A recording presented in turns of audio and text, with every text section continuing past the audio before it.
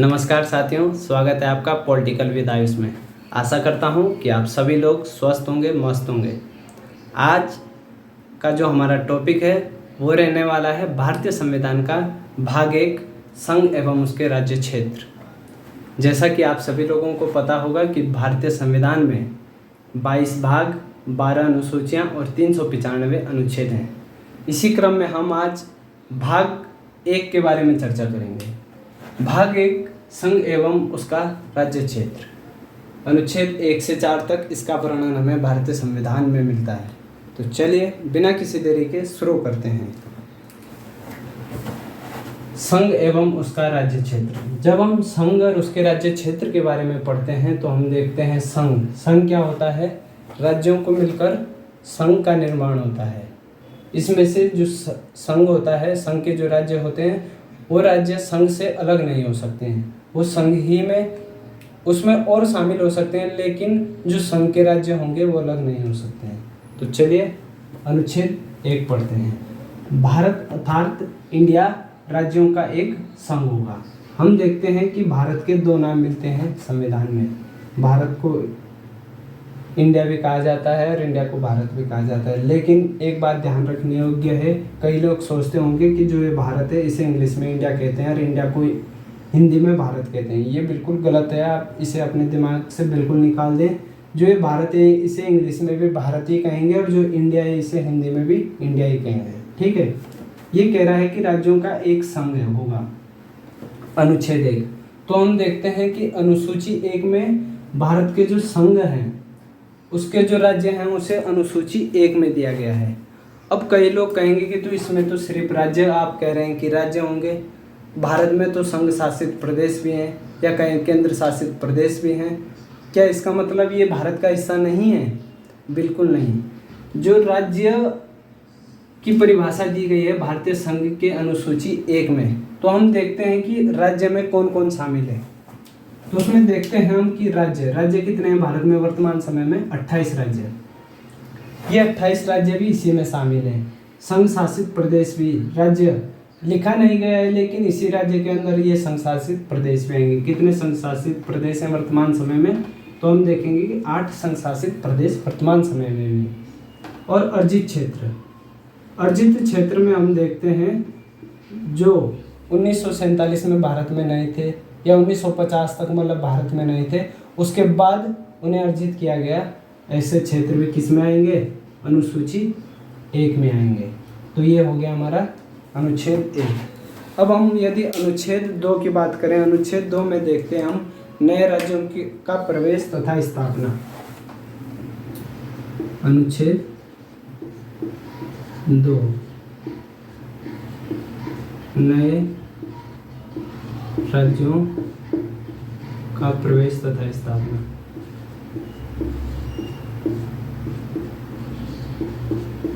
प्रवेश तथा स्थापना। अब देखिए अनुच्छेद 2 कह रहा है कि नए राज्यों का प्रवेश तथा स्थापना। प्रवेश मतलब एडमिशन। जैसे हम स्कूल में एडमिशन करवाते हैं या कोई छोटा बच्चा है, मान लीजिए उसे किसी स्कूल में दाखिला लेना है या प्रवेश करना है, तो उससे पहले उस स्कूल का हिस्सा तो नहीं था, उसे क्या एडमिशन के द्वारा उसे लिया जाता है। इसी प्रकार ये अनुच्छेद भी यही कह रहा है कि कोई नया राज्य यदि भारतीय संघ में शामिल होना चाहता है तो उसे किस अनुच्छेद के द्वारा शामिल किया जाएगा? अनुच्छेद 2 के तहत। और हम देखते हैं कि उस जो राज्य भारत संघ में शामिल होगा उसकी स्थापना के बारे में किस अनुच्छेद में कहा गया है? तो अनुच्छेद 2 में। हम देखते हैं कि प्रवेश बाहरी, अब ऐसा कितनी बार हुआ है भारतीय संघ में कि आखिर जो बाहर से आए हुए राज्यों का प्रवेश भारतीय संघ में हुआ है? तो हम देखते हैं सबसे पहला उदाहरण सिक्किम राज्य। सिक्किम जब भारत आज़ाद हुआ तो भारत का सदस्य नहीं था, या मैं कहूँ भारत का एक राज्य नहीं था। अब आप कहेंगे कि वर्तमान समय में तो ये भारत का राज्य है, तो इसे कौन से 34वें संविधान संशोधन, 34वें संविधान संशोधन, मैं शॉर्टकट में CAA लिख देता हूँ, कॉन्स्टिट्यूशन अमेंडमेंट एक्ट, संविधान संशोधन अधिनियम 1974 द्वारा क्या भारतीय संघ में शामिल किया गया। बतौर क्या, सह राज्य, इसे एक विशेष राज्य का दर्जा दिया गया,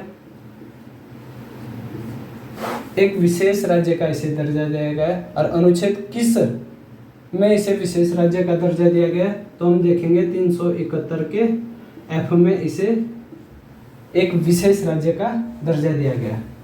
फिर एक और संविधान संशोधन होता है 75वां संविधान संशोधन 1975। 75वां संविधान संशोधन 1975 द्वारा इसे पूर्ण राज्य, ये पहले सह राज्य था, अब इसे क्या पूर्ण राज्य बना दिया गया। ठीक है, और कौन से नंबर का राज्य बना है, 22वें नंबर का राज्य भारत का ये बना। अब कौन सी तारीख को बना, अगर इसका स्थापना दिवस आएगा तो कब, 16 मई 1975 को ये भारत का पूर्ण राज्य बना। इसी प्रकार हम देखते हैं कि गोवा भी पहले क्या भारत का सदस्य नहीं था, या मैं कहूँ भारत संघ का एक राज्य नहीं था।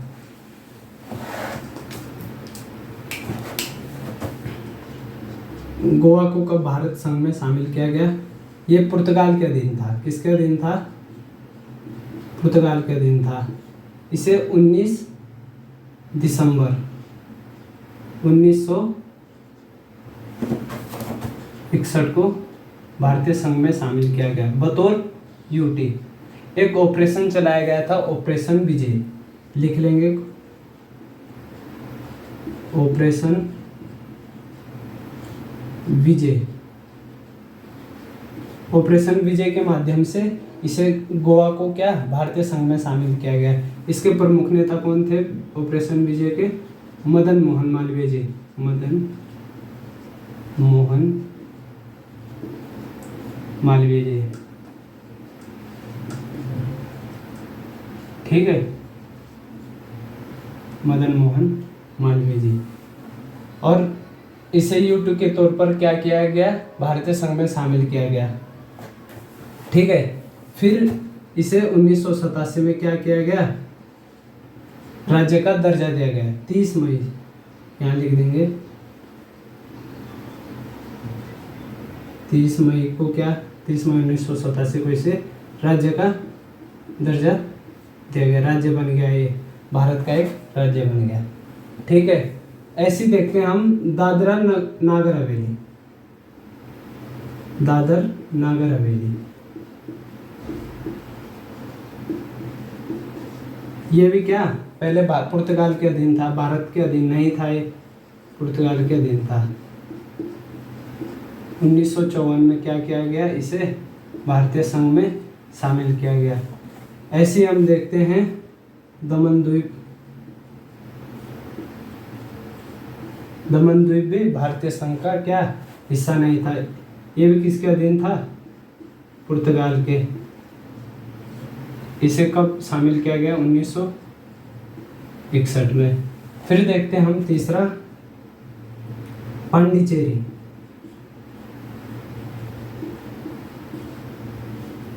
पांडिचेरी भी क्या भारतीय संघ का हिस्सा नहीं था, ये किसके अधीन था, फ्रांस के। इसे कब शामिल किया गया, 1954 में। ठीक है, ये क्या, ये अनुच्छेद कौन सा कहता है, अनुच्छेद 2। ये क्या भारत के अधीन नहीं थे, यहाँ फ्रांस का आधिपत्य था, यहाँ पुर्तगाल का था, यहाँ भी पुर्तगाल का था, फिर गोवा में भी पुर्तगाल का आधिपत्य था।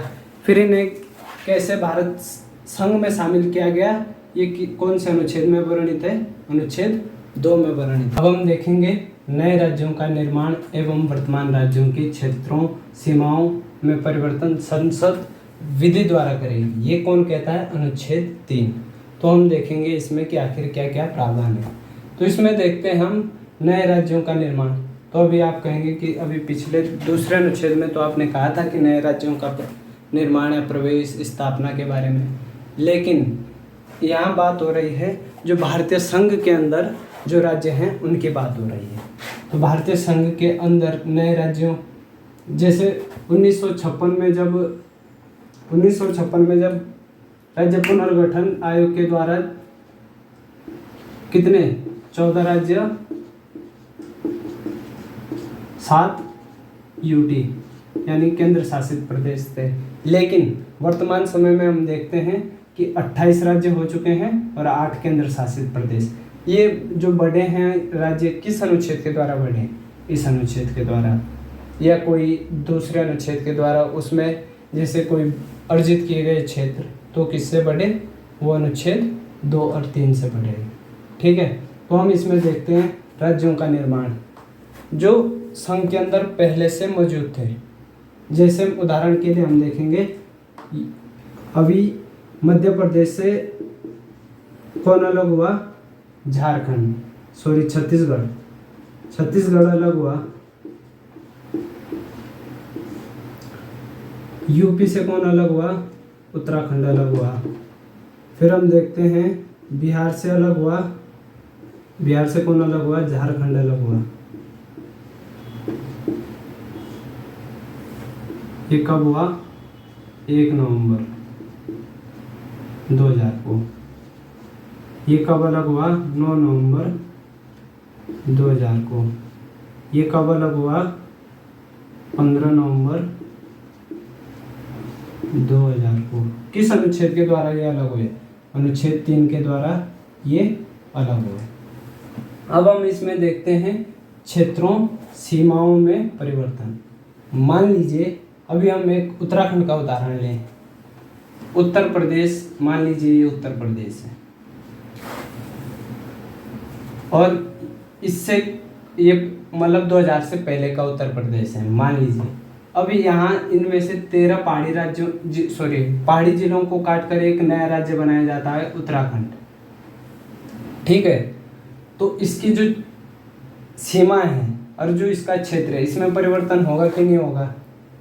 जाहिर सी बात है, जब राज्यों का निर्माण होगा तो उसकी क्षेत्रों सीमाओं में क्या होगा? परिवर्तन होगा। ये किस अनुच्छेद के माध्यम से? अनुच्छेद 3 के माध्यम से हम देखते हैं। इसके क्षेत्रों में इसके क्या होगा? इसमें तो ये घटेगा, इसका क्षेत्रफल घटेगा, इसका जो क्षेत्र में क्या होगी? वृद्धि होगी। मान लीजिए इसके 2 जिले और काटकर उत्तराखंड को दे दिए जाएं तो इसके क्या होंगे? इसका जो क्षेत्रफल है वो घट जाएगा और इसका क्या होगा? बढ़ जाएगा। इसकी सीमाओं में परिवर्तन हो जाएगा। सीमाओं में परिवर्तन, मान लीजिए इसके 2 जिले, उत्तराखंड को 2 जिले और दे दिए जाते हैं तो क्या होगा? इसकी जो सीमा है इसमें भी परिवर्तन हमें देखने को मिलेगा। ये कब हो सकता है? जब संसद क्या करेगी? विधि बनाएगी। विधि द्वारा ही इसे बनाया जा सकता है। हम देखते हैं। ठीक है, अब हम कुछ उदाहरण देखेंगे जिनके माध्यम से नाम परिवर्तन के कुछ सीमाओं में परिवर्तन, क्षेत्रों में परिवर्तन, एक में शायद ध्यान लिखना भूल गया, नाम में भी परिवर्तन किया जा सकता है अनुच्छेद 3 के माध्यम से। ठीक है, यहाँ नामों में भी परिवर्तन आएगा, लिख देना इधर, सीमाओं एवं नामों में परिवर्तन नामों में परिवर्तन। जब हम नामों में परिवर्तन देखते हैं तो हम देखते हैं कब नाम, जैसे तमिलनाडु है वर्तमान समय में,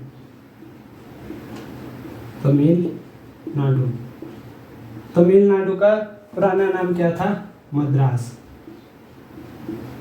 कब मद्रास से तमिलनाडु कब किया गया? 1969 में। हम देखते हैं मैसूर, कर्नाटक, वर्तमान नाम कर्नाटक, पुराना नाम मद्रास, मैसूर। ये भी कब किया गया? 1969 में। हम देखते हैं उड़ीसा, वर्तमान ये ओडिशा है वर्तमान में, ओडिशा, और पुराना नाम क्या था? उड़ीसा। कब किया गया? 2011 में। वर्तमान नाम उत्तराखंड। उत्तराखंड का प्राचीन नाम क्या था? उत्तरांचल। कब किया गया? 1 जनवरी 2007 को। तो ये किस अनुच्छेद के माध्यम से इनके नाम में परिवर्तन किए गए? अनुच्छेद 3 के माध्यम से इनके नामों में भी परिवर्तन किया जा सकता है। अब एक बात यहाँ ध्यान रखने योग्य होगी कि जैसे किसी राज्य के नाम में परिवर्तन करना है तो इसके लिए कौन? संसद कानून लाएगी। लेकिन यदि किसी राज्य के अंदर किसी क्षेत्र या किसी शहर का नाम चेंज करना है तो वहाँ की विधानमंडल ये प्रस्ताव लाएगी। जैसे मान लीजिए इलाहाबाद पुराना नाम है, उसका नाम अब चेंज करके क्या कर दिया गया है? प्रयागराज। तो इसका जो प्रस्ताव है वो उत्तर प्रदेश की सरकार ने अपने विधानमंडल में लाया होगा। लेकिन वहीं अगर यदि उत्तर प्रदेश का नाम चेंज करना होता तो ये प्रस्ताव कहाँ से आता? ये संसद से आता। अब इसमें एक संविधान संशोधन हुआ है, उसमें हम देखते हैं कि क्या क्या प्रावधान दिए गए हैं।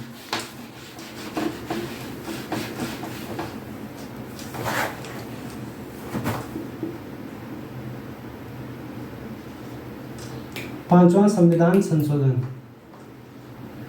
पांचवा संविधान संशोधन 1955। इसमें कहा गया है यदि आप नए राज्यों का निर्माण करते हैं, वर्तमान राज्यों के क्षेत्रों में परिवर्तन करते हैं, सीमाओं में परिवर्तन करते हैं या नामों में परिवर्तन करते हैं तो इसके लिए क्या करना पड़ेगा? राष्ट्रपति की पूर्व अनुमति। राष्ट्रपति की क्या लेनी पड़ेगी? पूर्व अनुमति।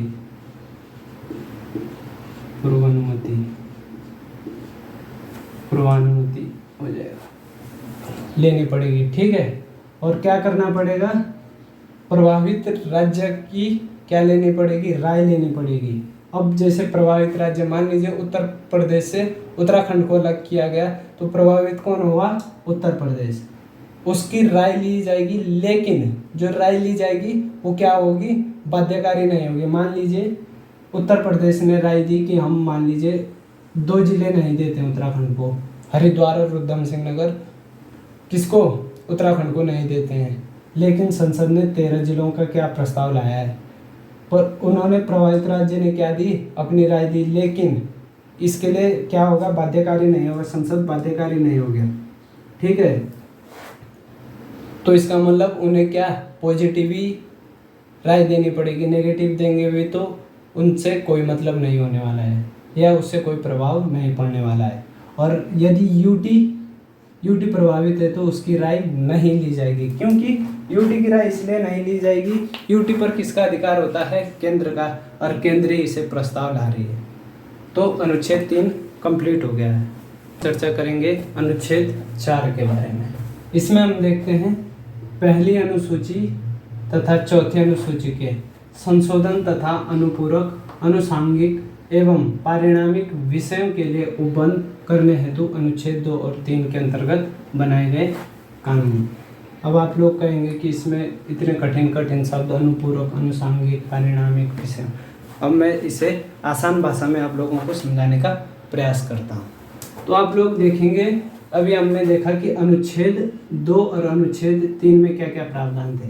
हमने देखा नए राज्यों का प्रवेश तथा स्थापना 3 में, और राज्यों का निर्माण या उसमें सीमा में परिवर्तन, क्षेत्रों में परिवर्तन और उसके नामों में परिवर्तन किस अनुच्छेद में होंगे?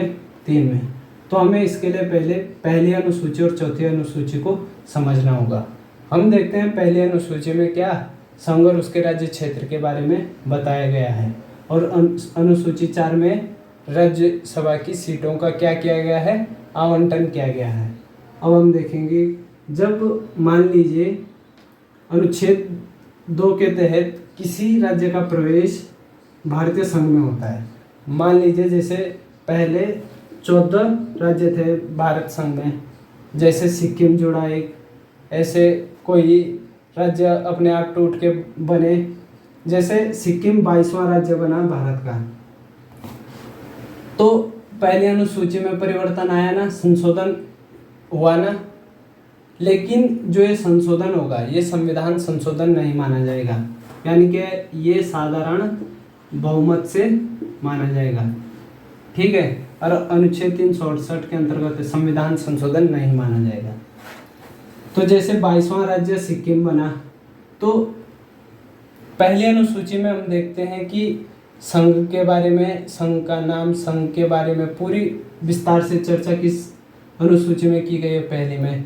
तो मान लीजिए कोई नया राज्य ऐड हुआ तो उसके बारे में लिखा जाएगा, उसके बारे में बताया जाएगा। तो पहले अनुसूची में क्या परिवर्तन आएगा ना, उसी प्रकार चौथी अनुसूची में परिवर्तन आएगा, सीटों की आवंटन होगा, सीटें बढ़ेंगी। या मान लीजिए अनुच्छेद 3 के तहत क्या हुआ, किसी नए राज्य का निर्माण हुआ, तो जिस राज्य से टूटकर नया राज्य बनेगा उसकी सीट भी क्या होगी, चेंज होगी। मान लीजिए उत्तर प्रदेश की 31 सीटें, अब वहाँ से एक टुकड़ा टूट के क्या हुआ, अलग राज्य बना, तो जो उसकी सीटें हैं, राज्यसभा की सीटों का आवंटन किस आधार पर होता है, जनसंख्या के अनुपात के आधार पर होता है।